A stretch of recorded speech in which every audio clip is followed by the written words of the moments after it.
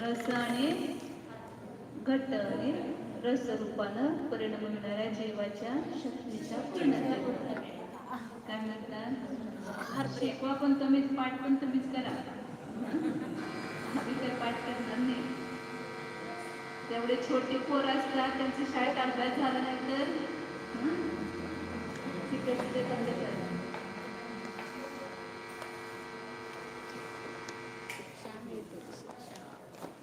त्या लहान मुलांचं तुम्हाला किती टेन्शन असते. नाही अभ्यास पूर्ण झाला तर शाळेत शिक्षा होते. त्याच्या पाठी लागून सगळं अभ्यास करून देतात. तुमच्या पाठीला लागून पूर्ण अभ्यास करून घेणार. त्याचं शिक्षा करायला सुरुवात करायला पाहिजे. म्हणजे मार्क्स अभ्यास करायला पाहिजे. ते सांगा तुम्ही सगळे लोक ज्ञानी बनायला पाहिजे. तुम्ही तर बारामतीचे हे कीर्तनमध्ये जाऊन बघा, पंढरपूरमध्ये जाऊन बघा, किती त्या शिकले, किती त्यांना येते. तसं तुम्ही पण होऊ शकता. तुमच्यामध्ये सुद्धा शक्ती येते. परंतु हे बाकीचे कार्यक्रम हे महत्त्वाचं नसतं. अजिबात ज्ञानी बनायचं आपल्याला. एक एक शास्त्र सतत तुमचं शास्त्र चालू राहायला पाहिजे. एक एक शास्त्र वाचत केलं ना, मग आपोआप आपलं ज्ञान वाढत जाते. बाकीचं इकडचे प्रश्नपत्रिका सोडव, तिकडच्या प्रश्नपत्रिका सोडव, इथल्या परीक्षा दे, तिथल्या परीक्षा दे, हे ज्यानं आपलं ज्ञान वाढत नाही. आपलं ज्ञान कशानं वाढतंय की पूर्ण ग्रंथ एक पूर्ण आपण शिकत जायला पाहिजे, वाचत जायला पाहिजे. तर त्याच्यानं आपलं ज्ञान वाढत जाते. म्हणून सगळे ग्रंथ म्हणून प्रवेशिका तुम्हाला सुरुवात केली की तुम्ही जर प्रवेशिका झाली ना, तुम्हाला सगळे ग्रंथ समजतील स्वतःहून. तुम्ही तत्वासूत्र सुद्धा स्वतःहून वाचू शकाल, सगळं लावू शकाल. म्हणून असं करायचं. आपल्याला ज्ञानी बनायचं लक्षात ठेवा. त्याच्यासाठी तुम्हाला स्वतःला पुरुषार्थ करावा लागेल. त्याच्याशिवाय होणार नाही. काय करायचं, सगळं पूर्ण पाठ व्हायला पाहिजे. आज एवढंच झालेलं असते, एवढं पाठ करायला कोणी 10 मिनिटं सुद्धा लागत नाही.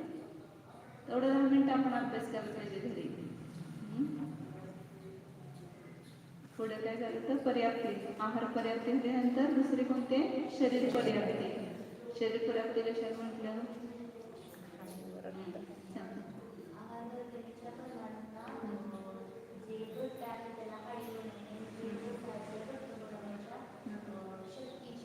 तुम्हाला एक गोष्ट सांगितलं होते, ती सगळ्याला लावायची शेवटी. जीवाच्या शक्तीची पूर्णतेला काय म्हणतात? शरीर पर्याप्ती. तिसरं इंद्रिय पर्याप्तीचा समीरा. इंद्रियाकार इंद्रिय पर्याप्ती म्हणतात. श्वासोश्वास पर्याप्ती. पुढे दिव्या करून सांगतात.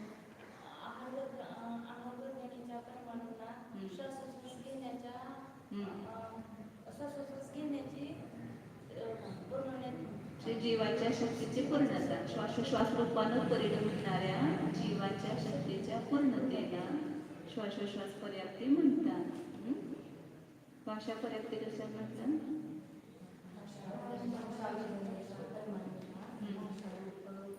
बनविणारे जीवाच्या शक्तीची पूर्णता.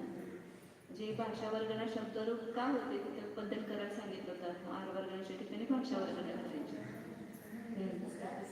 आता हे प्रत्येक आपण भाषा वर्गना शब्दरूप परिणामित होत येते. तर जीवाची जी शक्ती, म्हणजे जीवाची शक्तीने निमित्त कुठे घ्यायची.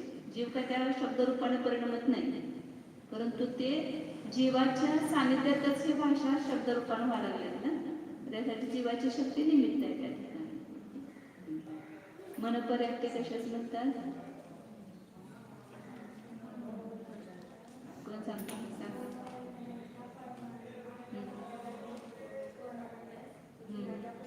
जे आठ कमलरूप द्रव्य मन आहे त्या रूपानं बनविणारे आणि त्याच्या निमित्तानं विचार करण्याची जे जीवाच्या शक्तीची पूर्णता, त्याला काय म्हणतात? मनपर्याप्ती म्हणतात. ह्या सगळ्या साई पर्याप्ती क्रमाक्रमानं पूर्ण होतात. कुठं पण जीव 14 पंचेंद्रिय पर्याप्त जीव असेल तर ह्या साई पर्याप्ती त्याला होतात आणि त्या क्रमाक्रमानं पूर्ण होतात. मग अंतर्मुहूर्तामध्ये सगळ्या पर्याप्ती पूर्ण झाल्या की तो जीव पर्याप्त झाला. आता त्याच्यामध्ये किती पर्याप्ती कुणाला असतात हे बघायचं. पहिल्यांदा एकेंद्रियापासून सुरुवात करायची. आता एकेंद्रियाला भाषा म्हण आहे का? आपण मागं प्राण बघताना बघितले, वचन बल नाही आणि मनोबल पण नाही. त्यामुळे त्याला भाषा पर्याप्ती आणि मनपर्याप्ती होत नाही. किती पर्याप्ती होणार?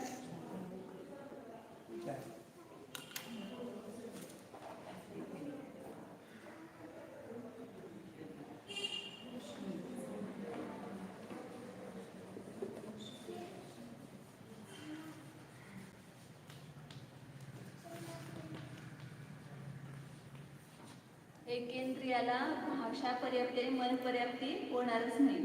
त्याला 4च पर्याप्ती होणार, तो पर्याप्त तेव्हाच होणार ते लगेच.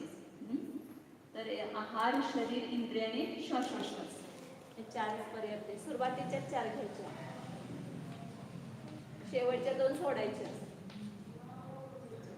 द्विंद्रिय पासून काय सुरू होत आहे? वचन बल सुरू होत आहे ना. मग तिथं भाषा पर्याप्ती पण होणार. भाषा पर्याप्ती झाल्यावरच वचन बल चालू होते, त्याच्या अगोदर वचन बल होत नाही. त्या पर्याप्ती पूर्ण झाल्यावरच ते प्राण चालू होतं. श्वासोश्वास पर्याप्ती झाल्यावर श्वासोश्वास प्राण चालू होतं. भाषा पर्याप्ती झाल्यावर भाषा वचन बल चालू होते. मनोपर्याप्ती पूर्ण झाल्यावर मनोबल चालू होते, म्हणजे ते प्राण पण होतं. द्विंद्रियामध्ये मन नाही. द्विंद्रियापासून कुठेपर्यंत मन नाही? मन कुणाला आहे? फक्त चौथी पंचेंद्रिय पर्याप्तालाच मनपर्याप्ती होणार, बाकीच्या कुणाला मनपर्याप्ती होणार नाही. द्विंद्रियापासून ते असौदी पंचेंद्रियापर्यंत. द्विंद्रिय, त्रिंद्रिय, चतुरेंद्रिय, द्विंद्रिय, त्रिंद्रिय, चतुरेंद्रिय आणि असौदी पंचेंद्रिय पर्यंत. त्यामुळे 5 पर्याप्ती होणार पर्यंत. मन सोडून 5 पर्याप्ती.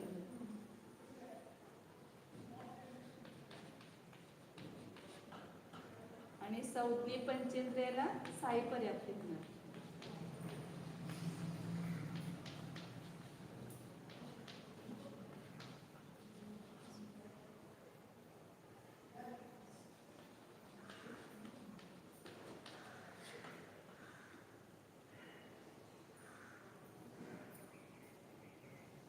सौदी पंचेंद्रियाला 6 पर्याप्ती.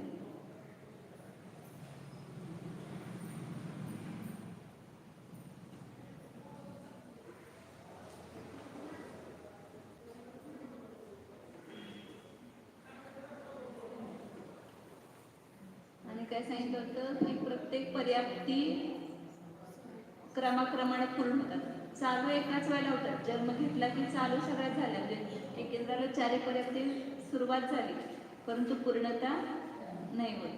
पहिला आहार पर्याप्ती पूर्ण होणार, मग शरीर पर्याप्ती, मग इंद्रिय पर्याप्ती, म्हणजे मग पुढच्या पर्याप्तीला पूर्ण व्हायला काळ जास्त लागतो.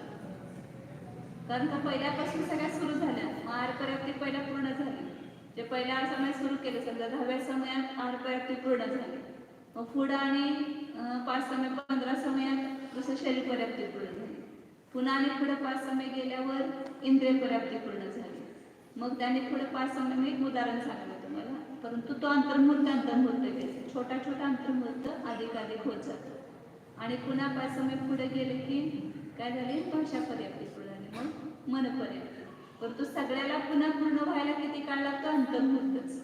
अंतर्मुहूर्त म्हणजे छोटा काळ लक्षात घ्यायचं. सेकंद, मिनिट जे म्हणतो ना, ते सगळं अंतर्मुहूर्तच आहे. 48 मिनिटाला 1 समय कमी पर्यंतचा काळ तो अंतर्मुहूर्तच म्हणायचा. आवली अधिक 1 समय आणि अंतर 48 मिनिट मायनस 1 समय, तिथपर्यंतचे सगळे एक सेकंदाचे कितीतरी भाग होतात. लाख करोड किती भाग होते एका सेकंदाचे, पुष्कळ भाग. हे सगळे अंतर्मुहूर्तच म्हणायचं. आता ह्या पर्याप्ती पूर्ण झाल्या, मग 2 प्रकारचे जे सांगितले, पर्याप्तक आणि अपर्याप्त. ज्याला 6 शरीर, म्हणजे 6 पर्याप्ती बघितलं ते, पहिला आहार आणि दुसरी कोणती? शरीर. तर शरीर पर्याप्ती पूर्ण झाली की तो पर्याप्तक झाला. 2 नामकर्म सांगितले, पर्याप्त नामकर्म आणि अपर्याप्त नामकर्म. मग पर्याप्त नामकर्म कुणाला उदय कुणाला असतो? जो पर्याप्त जीव असेल त्याला पर्याप्त नामकर्माचा उदय असतो, आणि जो त्याच्या पर्याप्ती पूर्णच होणार नाही त्याला अपर्याप्त नामकर्माचा उदय असतो. मग पर्याप्त नामकर्माचा उदय असला तरी तो जीव ज्याला पर्याप्ती करायला सुरुवात केली, बोलायचं नाही मध्ये, शांत बसायचं, मध्ये बोलायचं नाही, शांत बसायचं.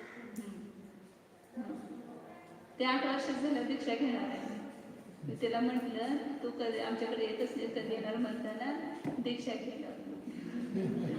कधी दीक्षा घेणार म्हणताना 8 वर्ष झाल्यावर काय म्हणताना म्हणलं. तर काय सांगितलं मग?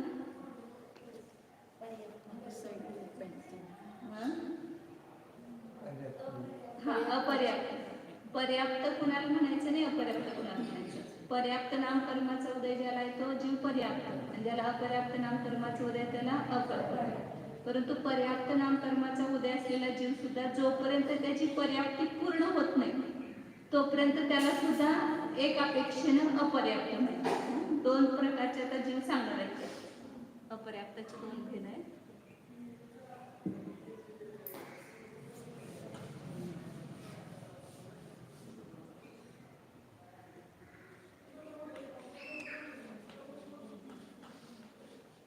अपर्याप्त 2 प्रकारचे. निर्वृत्ती अपर्याप्त. लावायचे सूत्र त्याला. आणि लब्धी अपर्याप्त. लब्धी अपर्याप्त असे शास्त्रात कधी तुम्ही 2 नाव ऐकले असतील, लब्ध पर्याप्त आणि निवृत्ती पर्याप्त. हे ईला ये संधी झाली की निवृत्ती पर्याप्त असं म्हणतात. मला जोडून काढतात त्याला असं निवृत्ती पर्याप्त आणि लब्धीचे पण लब्ध पर्याप्त असं जोडून.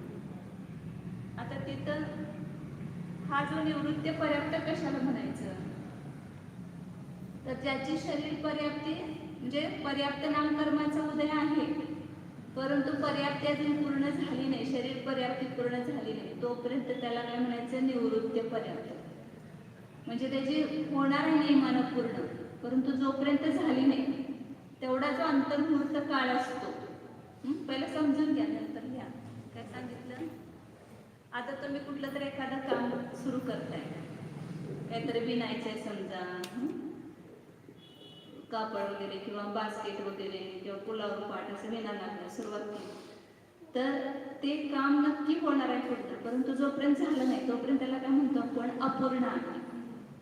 तसं ज्या जीवाची पर्याप्ती पूर्ण सुरू झाली होणार आहे नियमानं पुढं, परंतु जोपर्यंत झाली नाही तोपर्यंत त्याची रचना अपूर्ण आहे.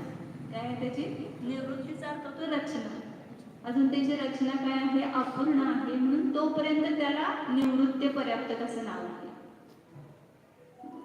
आणि ज्याची कधी पर्याप्ती पूर्ण होणारच नाही त्याच्या अगोदरच मरण येणार त्याला म्हणायचं लब्ध पर्याप्त. हा, ह्याला अपर्याप्त नामकर्माचा उदय असेल आणि ह्याला पर्याप्त नामकर्माचा उदय आहे. परंतु जोपर्यंत पूर्ण झालं नाही तोपर्यंत जन्म घेतला, इथं जन्माचा पहिला समय, तिथून त्याला निवृत्ती अपर्याप्त म्हणायला सुरुवात केली. मग पहिला काय होणार, अंतर्मुहूर्तामध्ये आहार पर्याप्ती पूर्ण होणार, पुन्हा अंतर्मुहूर्तामध्ये शरीर पर्याप्ती पूर्ण होणार.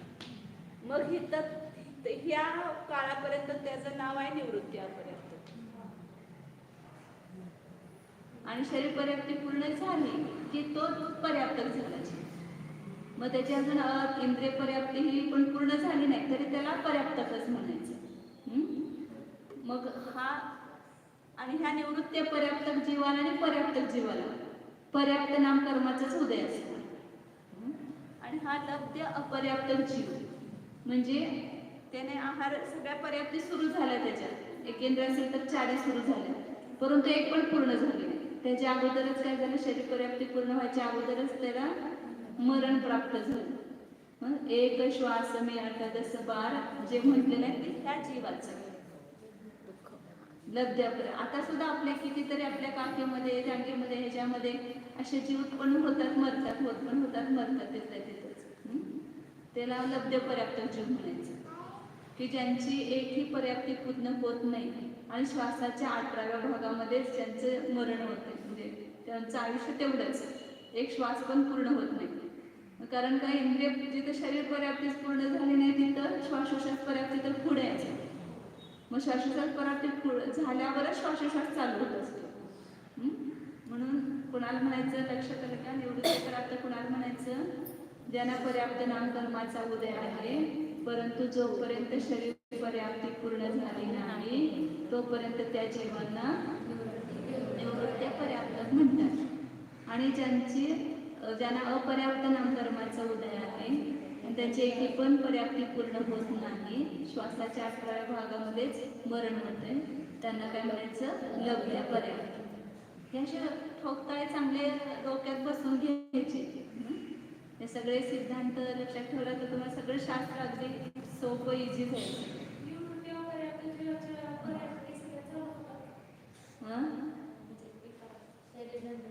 हा, त्याचे सगळ्या होणारच पूर्ण. हा, स्टार्ट सगळ्या एकदम चालेल. ह्याच्या पण होणार आणि ह्याच्या पण होणार. ह्याच्या पण साई पर्याप्ती पूर्ण सुरू होणार. पंचेंद्र असेल तर, एकेंद्र असेल तर 4, द्विंद्र असेल तर 5 आणि संज्ञ पंचेंद्र असेल तर 6. तसं इथं ह्याच्या पण होणार, पर्याप्त जीवाच्या पण चालू होणार. ह्याच्या पूर्ण होणार म्हणजे एक पण पूर्ण होणार चालू. म्हणून ते त्याच्यावर चार्ट लावत असतात ना सगळं 24 स्थानामध्ये, तर त्याला 6 अपर्याप्त जीव असेल तर 6 अपर्याप्ती, 5 अपर्याप्ती, 4 अपर्याप्ती असं म्हणतात. आणि पर्याप्त जीव असेल तर 4 पर्याप्ती, 5 पर्याप्ती आणि 6 पर्याप्ती असं म्हणायचं. म्हणजे ह्याच्या सगळ्या अपर्याप्ती म्हणायच्या, ह्याच्या पर्याप्ती म्हणायच्या. 4 पर्याप्ती अपर्याप्तच असणार, त्या 4 अपर्याप्ती म्हणतात.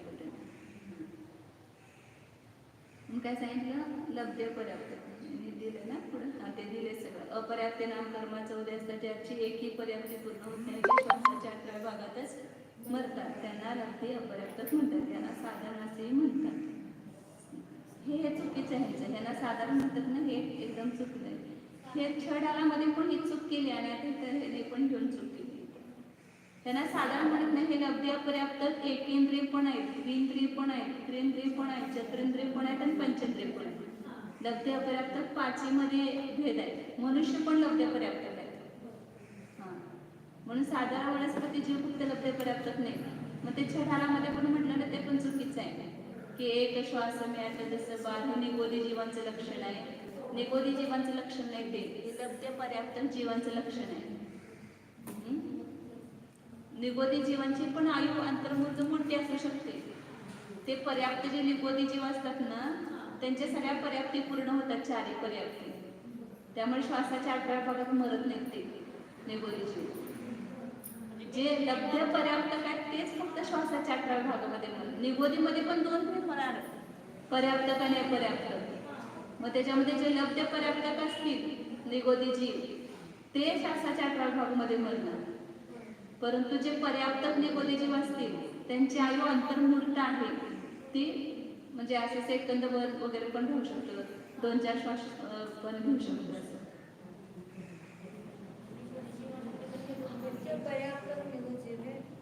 वो भी मतलब ऐसे एक साथ इकट्ठे ही रहते हैं. हाँ, इकट्ठे अंतर्मुक्त आयु इसकी अंतर्मुक्त आयु में स्वतंत्र सत्ता नहीं होती, साधारण में आएगी.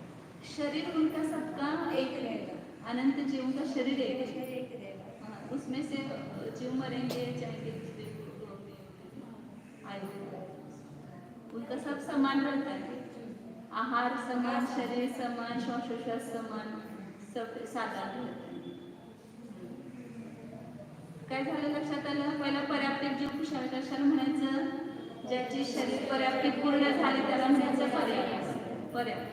निवृत्ती पर्याप्त कशाला म्हणायचं? ज्याचे शरीर पर्याप्ती अजून पूर्ण झाली नाही त्याला, परंतु होणार नाही त्याला निवृत्ती पर्याप्त म्हणायचं. आणि ज्याचे एकही पर्याप्ती पूर्ण होत नाही त्याच्या अगोदरच त्याच्या श्वासाच्या 18व्या भागामध्ये मरण होतं, त्याला लब्ध्य पर्याप्त म्हणतात. मग हे सगळ्यामध्ये भेद येणार. एकेंद्रियापासून पंचेंद्रियापर्यंत, एकेंद्रियापासून पंचेंद्रियापर्यंत 3 भेद करायचे. लक्षात, एकेंद्रियापासून पंचेंद्रियापर्यंत 3 भेद करायचे. पर्याप्त, निवृत्ती पर्याप्त आणि लब्ध्य पर्याप्त. पर्याप्त म्हणजे ज्यांची शरीर पर्याप्ती पूर्ण झाली ते सगळे पर्याप्त, ज्यांची शरीर पर्याप्ती पूर्ण झाली नाही ते निवृत्ती पर्याप्त. हे दोघांना पर्याप्त नामकर्माचा उदय असेल. आणि ज्यांना अपर्याप्त नामकर्माचा उदयाने एक पण पर्याप्ती पूर्ण होत नाही, होणार पण नाही, होत पण नाही, तर त्याला म्हणायचं लब्धे पर्याप्त. हा, सगळे सगळे भेदामध्ये घ्यायचे लब्धे पर्याप्त. एकेंद्रिय, द्विंद्रिय, त्रिंद्रिय, चतुरेंद्रिय, सौधी पंचेंद्रिय. फक्त देवनाथीमध्ये लब्धे पर्याप्त नाही, मनुष्य त्यांच्यामध्ये आहे लब्धे पर्याप्त. मनुष्य पण लब्धे पर्याप्त, मनुष्यांचीच असंख्यात संख्या आहे. पर्याप्त मनुष्य तर संख्या.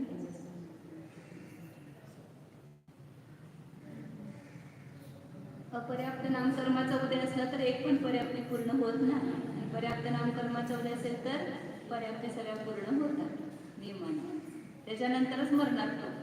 पर्याप्ती पूर्ण होणार, अंतर्मूर्त विश्रांती घेणार, पुन्हा आयुकर्माचा बंद करूनच मरणार. पर्याप्त जीव असेल. आता हे पूर्ण झालं. आता तुमचं जबाबदारी काय आहे? 8 कर्मांच्या उत्तर प्रकृतींची सगळी नावं आणि त्यांच्या व्याख्येसहित पाठ करायचे. आपलं कुठंपर्यंत झाले तर हे नामकर्माच्या 100 प्रश्नापर्यंत झाले. आता गोत्र आणि हे राहिलं फक्त, ते सोपंच आहे. गोत्र कर्म आणि अंतराय कर्म. महाराज येते आता.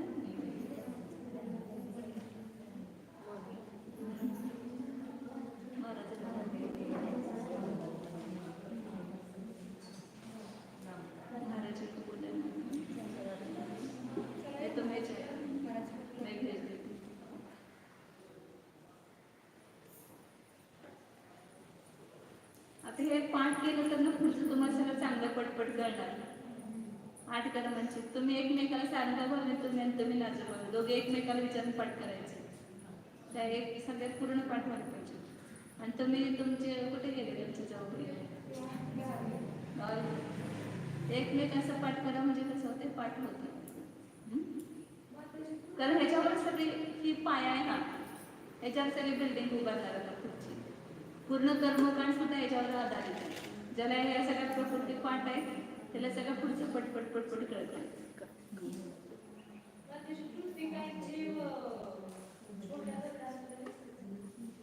असतात कुठली सगळ्यामध्ये असतात, तर त्याची आव्हानं तेवढीच. ते एक दगड म्हणजे असंख्यात पृथ्वी काही जीव आहे. ज्याच्यावर संस्कार वगैरे केले ना त्यामध्ये नाही.